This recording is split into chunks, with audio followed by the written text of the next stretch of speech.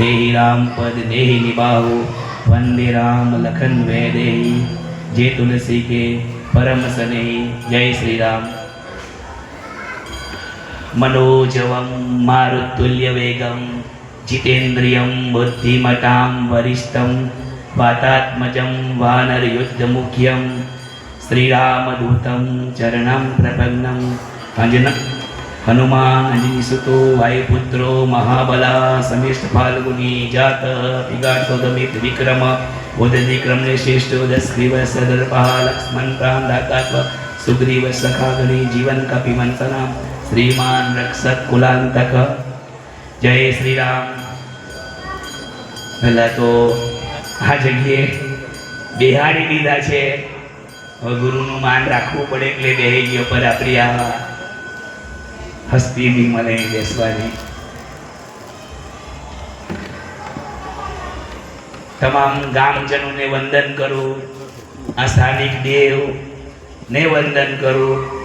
तुलसी रामचरितमानस में एवं कहे छे कि जे भूमि पर बैठा हो पेला भूमि ने वंदन करवानी, ए गाम ने वंदन करवानु, गाम देवता ने वंदन करवानु, गामना लोकोने वंदन करवानु अने लोकोमां रहेला हृदयमां रामने वंदन करवानु। आज पाछो रामनवमी छे, राम विશે भले कीधे आपणे तो कापे के लोहीमांथी राम निकळे एवुं थाय तो हनुमानजी कहेता तेना विશે बोलवानुं तो केवुं बोलाय एम। मैं कागळमां लख्युं कह्युं पछी मूकी दीधुं केम એ કરતા કઈ 2-3 કલાક નીકળી જાય, કલાક તો એમ નીકળી જાય ને મેં તો 8-10 ન હોય એટલે આપણો ટાઈમ પૂરો એમ। સરસ રામ એક નામ છે, સંબોધન કોઈ વ્યક્તિનું નામ બોલે ને તો પેલા રામ એમ બોલે, કોઈ વ્યક્તિ નામ એ સંબોધનમાં કેવાય, સંબોધનમાં રામ કહેવાય। 2 વાર બી બોલાય રામ રામ। કોઈને આપણે સંબોધવું, કોઈ વ્યક્તિ રામ 3 વાર બી બોલે રામ રામ રામ અને સતત બોલ્યા કરે તો સ્મરણ થાય, હજુ બોલે તો કીર્તન થાય અને કીર્તન આગળ આગળ વધે તો રોમ રોમમાં રામ વસી જાય એમ કે। रामनी आपणे तो जाणीए थोड़ी थोड़ी वार्ता करिए, राम सीता बधी एटले एम शरूआत धीमे धीमे धीमे कोई वात थी करिए, एमां राम भी आवी जहे, भक्तो भी आवी जहे कदाच के भगवान करता जीवन में जो कई शीखवुं होय ने तो भक्तोनी वातो शीखवानी, संतोनी वात, सद्गुरुनी वात एना आचरण जो जीवन में उतारे तो जीवन मधुर बनी जाए एम के। समय ओछो छे એટલે એમ નાની નાની નાની વાર્તા કરતા કરતા ગાડી જઈએ। હંસની વાત કરીએ। એક હંસલી છે એ માન સરોવરમાં રહે, फरती फरती फरती फरती फरती ए आवे छे, रस्तो भूली जाए अने गाम छे, बहु मजानुं गाम छे,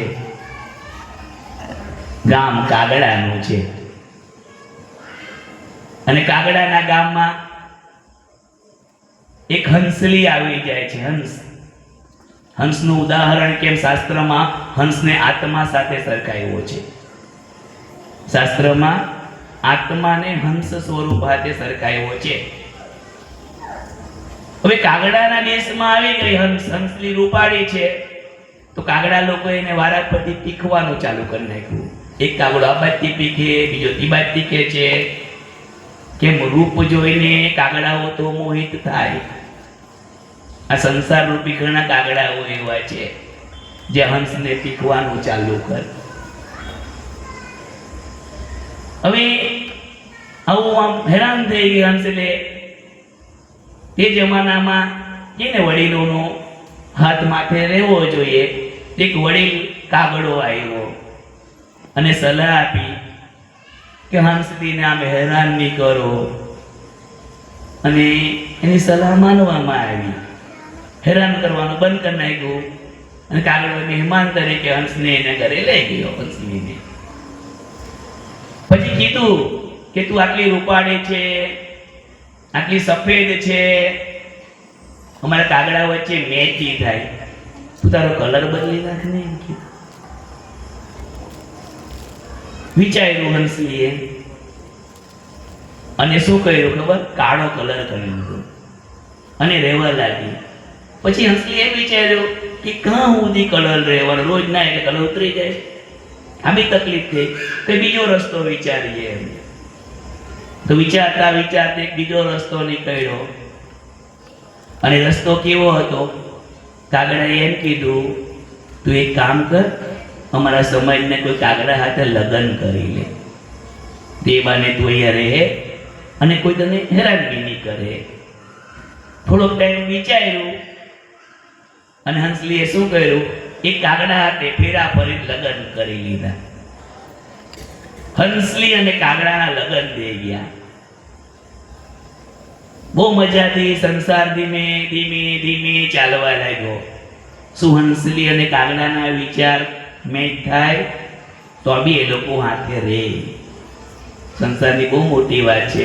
આ જમાનામાં એવા હંસલી ને કાગડા બહુ છે, હાથે રહેતા છે, રહે એટલું જ સારું છે. બહુ વર્ષો વહી ગયા. હંસલીને યાદ આવ્યું પોતાનું મુલ્લો કે માન સરોવરમાં રહે. તો કાગડાને કહ્યું, આટલા ટાઈમ તું મારી હાથે રહીને પત્ની બનીને ચાલ ને, મારા દેશમાં તું ચાલ, માન સરોવર જઈએ. તો કાગડો કે તું તો હંસલી ઉપર ઉડી શકે, મારાથી નહીં ઉડાય, થોડું ઉડીને પડી જવા, મેં કેવી રીતે તારા દેશમાં આવું? હંસલી એમ કીધું, મારી પીઠ પર થાકી જાય ત્યાં તું બેહી જજે. હંસલી એક સ્ત્રી છે.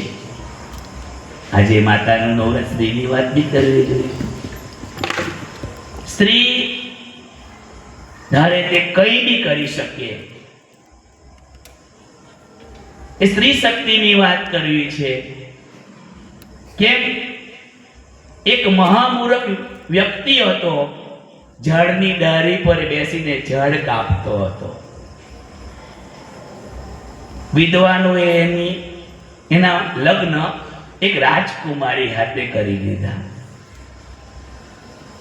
રાજકુમારી અને લગ્ન તો થઈ ગયા, પણ એ દરમિયાન એ રાજકુમારીએ એ મૂર્ખને એક ઠપકો માર્યો કે તું આટલો બધો મહામૂર્ખને મારા હાથે લગ્ન કરી જા, મને મોડું નહીં બતાવતો. અને તે મૂર્ખ ભટકતો ભટકતો 10 દાડા સુધી ભટક્યો, ભૂખો તરસો પડી ગયો અને એક દાડા માતાજીના મંદિરમાં પડેલો.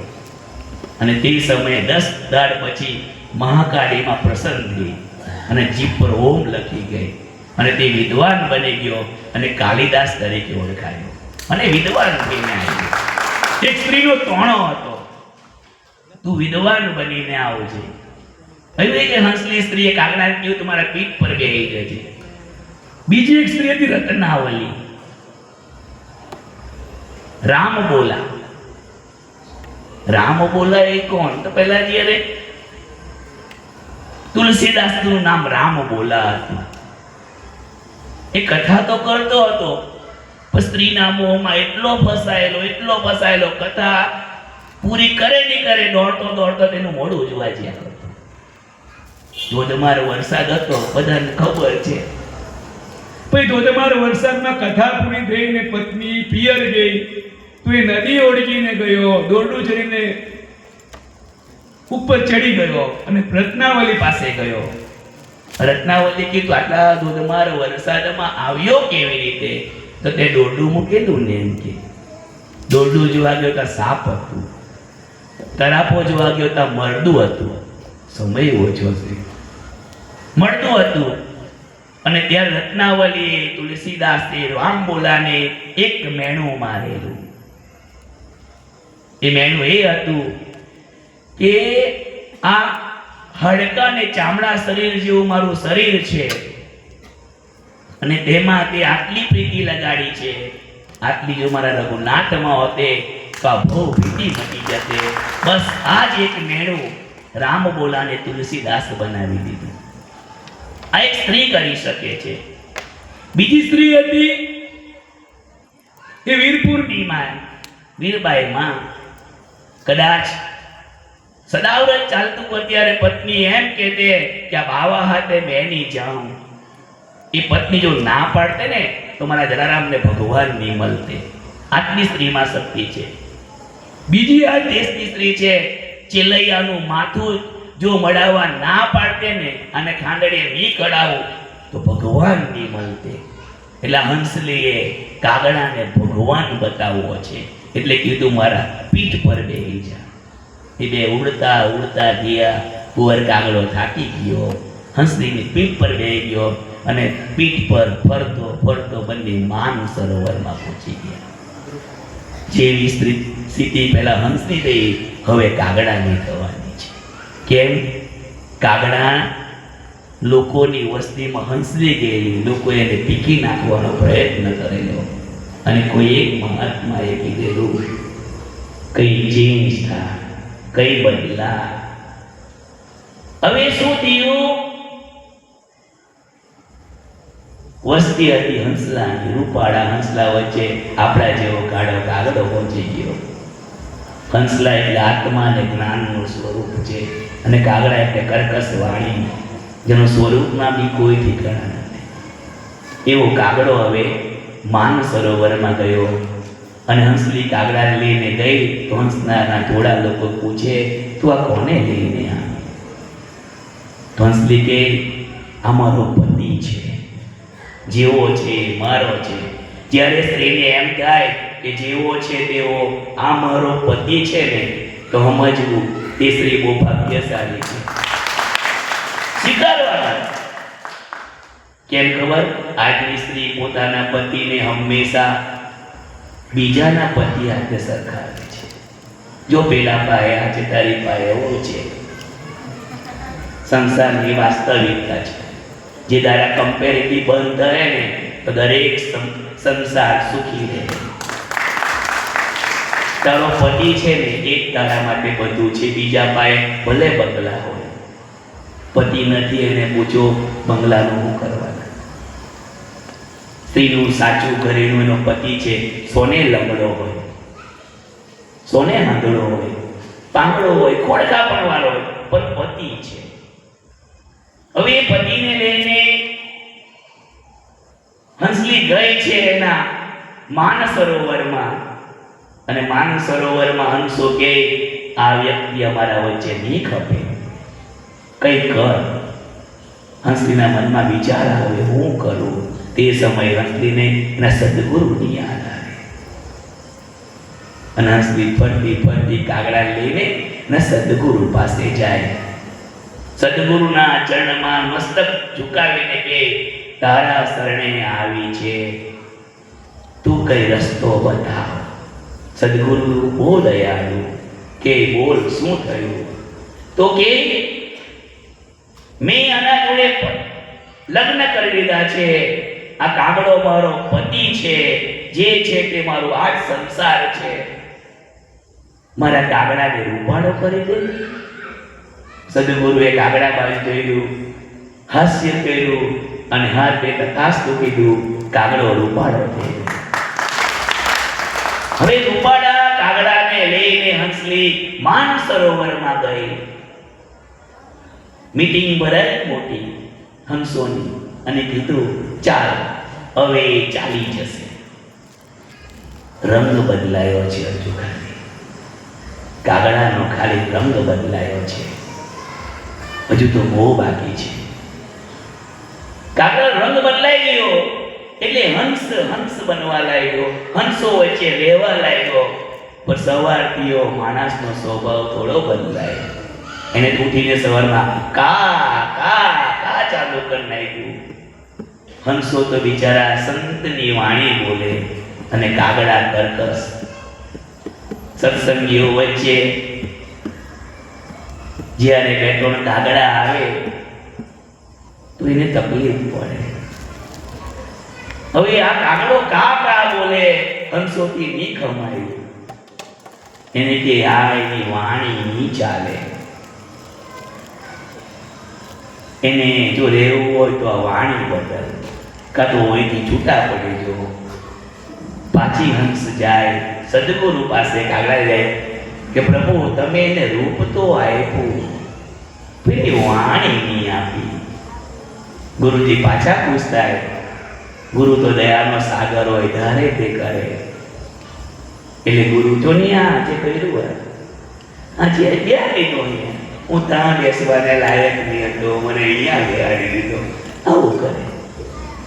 એક ખાલી ગુરુની વાણી હોય, એ વાણી મારા સદગુરુ દેવતાની વાણીને તો વિચારે જાણે એ કે છે એવું હોય તો પછી જ ખબર પડે આ વાણી છે. તો હવે શું થયું? ગુરુ પાસે ગયા અને ગુરુ એમ કીધું કે ચાલો એનું વાણી સુધારી દઈએ. ગુરુ હા કરે, મોઢા પર ઓમ લખી આપે, હવે ત્યાં વાણી સુધરે. કે માણસની વાણી બહુ ખરાબ હોય છે. કયા તલવારથી કાપેલો વ્યક્તિ જીવી જાય, વાણીના ઘાવાળો વ્યક્તિ ની જીવે. એટલે મહેરબાની કરીને જે બી બોલો ને તો પહેલા વિચારી લેવાનું કે મારી વાણીથી મેં કેટલાને મારી નાખા. એટલે વિચારીને વાણી બોલવાની. હશે ચાલો, કાગડાની વાણી મળી ગઈ, પેલા રૂપ મળ્યું, હવે વાણી મળી ગઈ. અને વાણી લઈને એ કાગડો હંસોના ટોળામાં પાછો ભેગો થઈ ગયો અને પાછા હંસો વચ્ચે રહેવા લાગ્યો. આપણી વચ્ચે ઘણા એવા વ્યક્તિ છે જે મીઠી વાણી લઈને હંસો વચ્ચે ભેગા રહેલા છે.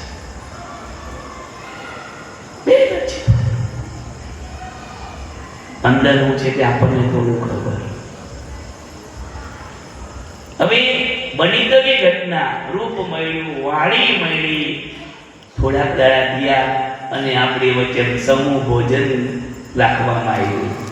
બધા જમવા બેઠા અને કટોરામાં મોતી પીરસવા લાગ્યા કે મારા માન સરોના હંસલા તો મોતી ખાય, સત્સંગ રૂપી મોતી ખાય. હવે શું ખાય? કાગડાને તો બિચારે માંસ ખાધેલું છે, એને તો ગીધને ખાધેલા છે. હવે શું કરાય? કાગડો ભૂખે પડી, મોતી તોડાય નહીં અને પેલા તો હસે ખાય. હવે વાત કરે ખોરાકની. વાણી બગાડે, રૂપ બગાડે, ખોરાક બગાડે, માણસનું ચિત્ત બગાડે. હવે આ ખોરાક જેવું અન્ન તેવું મન, એમ કે જેવું ખાય તેવું કે. મોતી તો ખાય, હંસ એટલે એની વાણી સંતો જેવી હોય એટલે આત્માને હંસ સાથે સરખાયો છે.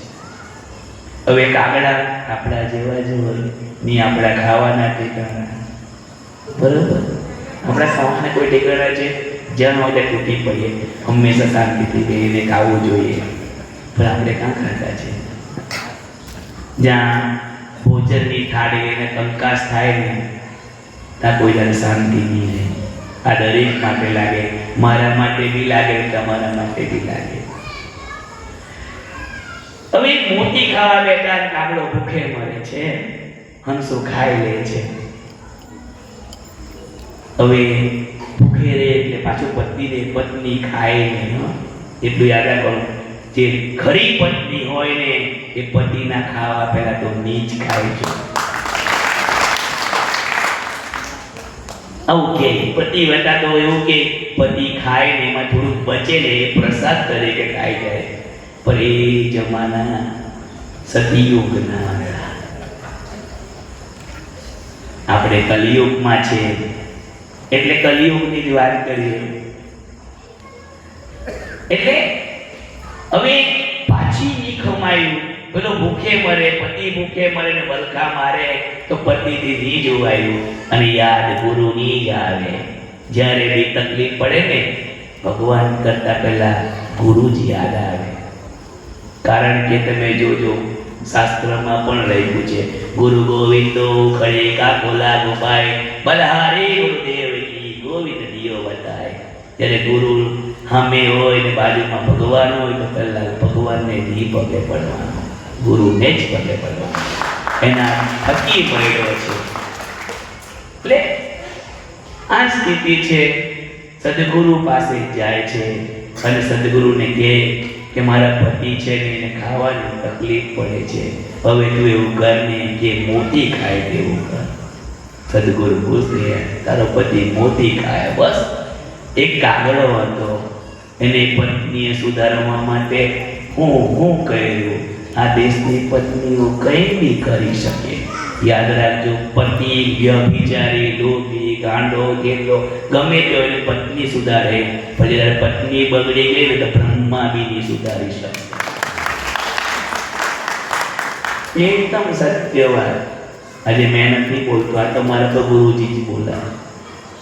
એટલે આ મારા વાક્ય કોઈ છે જ નહીં કે હું આ શબ્દ અહીંયા બોલી શકું તેટલી મારી હસ્તી નથી. આદેશ કરવા વાળાને ખબર છે કે એના પર મારે હું બોલાવવું છે, એ મને ખબર નહીં. હવે આટલી બધી વાત છે, 3 વાર જ્યારે ગુરુને પ્રશ્ન થયો અને હંસલીને કીધું દીકરા અહીંયા આવો, કીધું તું તારા પતિને પહેલી વાર કે મારું રૂપ બદલે, તો રૂપ બદલી આપ્યું. બીજી વાર કે મારું વાણી બદલ, તો મેં વાણી બદલી આપી. ત્રીજી વાર કે તું ખોરાક બદલ, તો મેં ખોરાક બદલ્યો. તો બેટા તારાથી મને એમ નહીં કહેવાયું કે મારા પતિને હંસે જ બનાવી દે. ગુરુએ આવું હંસલીને કીધું તું ખાલી એટલું જ છે, ગુરુ સમર્થ છે, કંઈ બી કરી શકે. તો એમ નહીં કીધું એને હંસે જ બનાવી દે. કાગડામાંથી વાણી બદલ, રૂપ બદલ. તો હંસલીએ ગુરુને કીધું ગુરુજી મેં કહેતે મને ખબર મારો ગુરુ એટલો સમર્થ છે કે તને હંસ બનાવી દે, પણ મારા પતિને ક્યારે ભાન કરે કે આ રૂપનું શું? એને ભાન થવું જોઈએ કે તારા રૂપને લીધે તું આ વચ્ચે અણગમો છે, તારી વાણીને લીધે તું લોકો વચ્ચે, હંસો વચ્ચે, સંતો વચ્ચે મેચ નથી થતો. અને બીજું તારા ખોરાકને કારણે તું મેચ થતો. તારું જે ખાવાનું છે ને એ સુધાર. સંતોને ખોરાકમાં સત્સંગ જોઈએ છે. અને આ જ વસ્તુ છે કે આ જમાનામાં કાગડા અને બગલા બે હરખા હોય, અને કાગડા બગલામાં આપણે બધા જ આવીએ. હંસો અમુક ઓછા હોય, દૂધને પાણી ભેગું કરી આપીએ તો હંસ માત્ર દૂધ જ પી જાય છે, અને આપણા જેવા કાગડા બગલા બંને પી જાય. એટલે વાત છે હંસ બગલાની. એ સદગુરુ પાસે જઈને હંસલી આ જ વાત કરે છે. વાતો બહુ દિયા કરે કે વૈદાજ કરે, વૈદાજ કરે, ને આપણે પાસે અંતાક્ષરી રમવાના નાના ભોયરાઓ સૂઈ જાય. એટલે આજે આપણે આટલું જ, ગુરુજી અમને આટલા 2 શબ્દ બોલવા માટે અહીંયા બેસાડ્યો છે, એ બદલ એમના ચરણમાં તો મેં આવી એટલે રોજ પણ આ કંઈ અમારી આટલી હસ્તી નહીં મળે. તો હવે છોકરાઓ બી આવ્યા છે, હોશે હોશે અંતાક્ષરી રમે અને એકાદ વાર્તા થઈ એટલે બસ બહુ થયું. એટલે ગુરુજીના ચરણમાં તો અમારા વંદન હોય જ, પણ અમારાથી ભૂલે ચૂકે 2 શબ્દ કહેવાય ગયા હોય અને જો કોઈને લાગી ગયા રાત્રે ઊંઘતા નહીં. મને વિશ્વાસ મારા ભગવાન પર, મેં હોવા તો નહીં દે. ઊંઘમાં મેં યાદ આવો એ મને ખબર છે. હા, મને મારા ભગવાન પર વિશ્વાસ છે કે મેં ઊંઘમાં તો યાદ આવું જ. કેમ આપણે જ્યારે કથામાં ઘણી વાર બાપુએ મને પાયે કાઢ્યો અને મેં કથામાં વાર્તા કરીને ઘરે જાઉં ને મારા પર 5-6 કોલ તો આવે જ.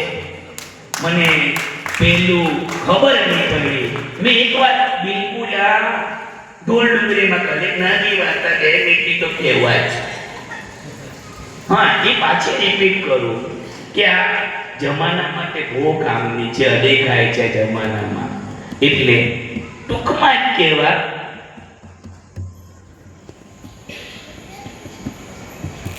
વાત કબીરની કરવી નહીં મારે, પણ કબીરને ખોલવો હોય તો 2-3 કલાક જોઈએ. હું આખા કબીરની વાત કરતે, મારી ઈચ્છા કબીરની કહેવાય, કેમ રામની વાત નહીં કરવાની, રામના ભક્તની વાત કરવાની. અને કબીરો રામ ભક્ત હતો, બહુ પ્રખર કબીર હતો. સંતોની વાત, ચરિત્ર જાણવાના, વાંચવાના, એમાંથી તમારું જીવન પરિવર્તન થઈ જાય કે સંતો હંમેશા સુખી હોય. એક સંત છે ને, એની પાસે અમારા જેવા સંતો તો મળે ને, અમારા જેવા વ્યક્તિ ગયા અને બહુ ગમે તેમ બોલ્યા, સંતોને ગાળ તો દે જ. બાબા સાંઈને પણ શેરીના લોકો પછી ઓળખી શક્યા, અને અમુક ફૂલ હાથે કાકા તો એ જ ને. એટલે સંતને એક વ્યક્તિ ખૂબ ગાળ દે, સંત પૈસા કઈ પણ જોયા કરે, તને કામ ધંધા હું પડે ગયે બેહેલો ધ્યાન કર્યા કરે, રામ રામ કરે કે તને કઈ આમ કરું તેમ કરું, સંત ખુશ થયા કરે, બસ કઈ નહીં બોલે. પછી સંતે તેને બોલાવીને એક જ પ્રશ્ન કીધો, તું મને હજારો લાખો રૂપિયા આપે અને હું સ્વીકાર નહીં કરું, તે પૈસા કોણના પર જાય? તો બોલો કે મારી પાસે જ જાય. સંત કે તું મને આટલી બી ગાળ દે, મેં મને એક બી નહીં સ્વીકારવાનું. બોલો તે કોણના પર રહેવાનું? આપણને જો કોઈ વ્યક્તિ ગાળ દે ને, એને બોલવાનું નહીં, આપણે સ્વીકાર કરવાનો જ નહીં. કોઈ ખીજવાય, કોઈ ગાળ દે તો આપણે સ્વીકાર નહીં કરવાનો. આપણે નહીં સ્વીકારીએ તો તેની વસ્તુ કોણના પર રહેવાની? તેના પર જ રહેવાની. કે એક વ્યક્તિ કંજૂસ, મહાકંજૂસ, કઈ ખાવા દે તો હાથ ઊંઘી મૂકી દે, એવો કંજૂસ. હવે એને ઘેરે 4-5 જણા જમવા આવ્યા. પત્નીને બોલાવ્યો, 4 મહેમાન આવવાના છે, આપણું મહિનાનું ખાવાનું ખાઈ જોઈએ. એટલો કંજૂસ તે વ્યક્તિ. રોટલી બી એકમાંથી અડધી કરીને ખવડાવે બધાને ઘરના, અને શાક સૂંઘીને મૂકી દે. એટલો કંજૂસ વ્યક્તિ. અને એના ઘરે મહેમાન આવે, શું થાય? કઈ નહીં, આવવા દે. પત્નીને ખાંડી કરું, પહેલા બધાનામાં એક ચમચી શાક મૂકવું, પછી દરેકમાં એક રોટલી મૂકવાની, પંગતમાં મેં પહેલો બેસીશ, પછી જમ્યા પછી તમારે એક વાક્ય કહેવાનું, કેવું બન્યું એટલું જ પૂછવાનું, બીજું કંઈ કહેવાનું નહીં. બસ જમવા બેસી ગયા, એક ચમચી શાક મૂક્યું, એક રોટલી મૂકી, બધા જમ્યા. અને તપેલી લઈને નજીક આવી, પત્નીને કીધું, પત્ની પછી જોયું કેવું બન્યું? પતિ કીધું સરસ, અતિ સુંદર, બહુ સરસ, અમૃત જેવું. હવે તો કૂતરા હોય ને તો બીજી રોટલી લે, બાકી બીજા કોઈ નહીં લે. આવું કીધું. બાજુના પંગતવાળા બધા ઉઠી ગયા. આ સિચ્યુએશન છે આ જમાનામાં કંજૂસની. અહીંયા બેઠા છે એટલે 2 વાર જરૂર બીજી કહેવાની છે. અહીંયા સદાવરતમાં રોટલી બનાવવાનું મશીન ચાલુ છે, ઉપર સોલાર પેનલ લાગેલી, લાઈટ ત્યાં સોલાર પેનલ છે, બરોબર. શાસ્ત્રમાં લખ્યું સૌથી મોટું દાન એ અન્નદાન છે. સૌથી મોટું દાન એ અન્નદાન છે. એમ કે અન્નદાન છે એનો મતલબ એવો થયો કે હવે સદાવરતનું ચાલતું જ છે. રોટલીનું મશીન બાપુ તો કે ને આટલા પૈસા આપ્યા, કેટલા પૈસા આપ્યા, આપણે લખાવવાના નહીં. તિજોરીમાં જઈને કઈ મૂકી આવે ને મનમાં એમ કહેવાનું ભગવાનને, આ રોટલીના મશીન માટે વાપરી લેજો, ભગવાનને કહેવાનું. સમજી ગયા? તમે ખાલી 10 રૂપિયા બી મૂકો ને તો તમારા જેવા 1000 જણા આવે તો 10,000 થઈ જાય. અને ભગવાને તમને 1000 આપ્યા હોય ને તો 100 મૂકે ને તો 1 લાખ થઈ જાય. આનો મતલબ એવો થયો કે રોટલીના મશીનમાં તમારો પોતાનો ભાગ છે, હકતી આવી ખાઈ જવાનું. હા, રોટલી લાવે કે હકતી આવી ખાઈ જવાનું. અને શાસ્ત્રમાં બીજું સૌથી મોટું દાન છે ને એ દેવ પાસે દીપકનું દાન હોય છે. કોઈ કહે દીવાનું દાન એટલે કે દીપદાન કહેવાય. કોઈ પણ ભગવાનની પૂજા કરો ને એની સામે જો દીવો નહીં હલગાવો ને તો દાન નકામું કહેવાય. દીવો હલે દીપદાન કહેવાય. અને સોલર પેનલ લાગવાની એ તો અહીં 24 કલાક લાઈટ હલગવાની. તો એમાં આપેલું દાન એટલે સમજી ગયા ને, પેલી પેટીમાં 100 રૂપિયા આ સોલર પેનલના છે તો મૂકી આવવાનું, બાપુને નહીં કહેવાનું. દાન કદી ક્યાંય નહીં આપવું, અને દાન ક્ષમતા પ્રમાણે આપવું.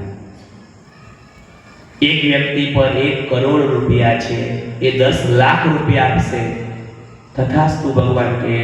જેના પર 100 રૂપિયા છે એ 100 આપશે તો ભગવાન એનો ભંડારો ભરી દે.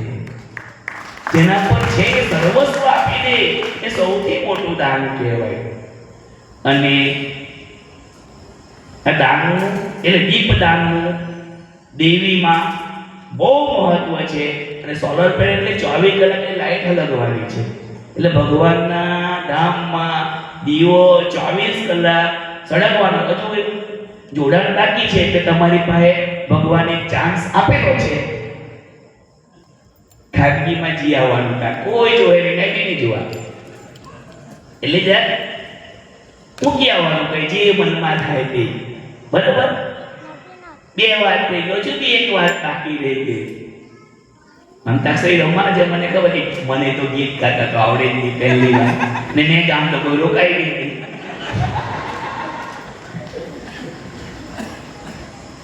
એક બોધદાયક કથા તો કેવી પડે એ વાત કે જે માણસને કામ લાગે. એક વ્યક્તિ જમવા આવ્યો છે, જમવા વાત કેવી છે ભાઈ કહેવું પડે કે 2-3 જણા નવા તો આવડી જાય છે. અને જમવા માટે એના ઉપર છે ને મિષ્ટાન ભરેલું છે, આખું થાળી ભરેલી છે જમવા માટે. થાળીમાં બહુ બધું છે, જલેબી, ફાફડા, શ્રીખંડ, પૂરી, ભજીયા, દાળ, ભાત, બધું જ ભરેલું, જે ભાવે તે ભરેલું છે. અને માણસની સામે પીરસવામાં આવે છે, અને માણસ જમવા બેહે છે. પણ જમવાવાળી બેને છે ને પાપડ નહીં પીરસેલો.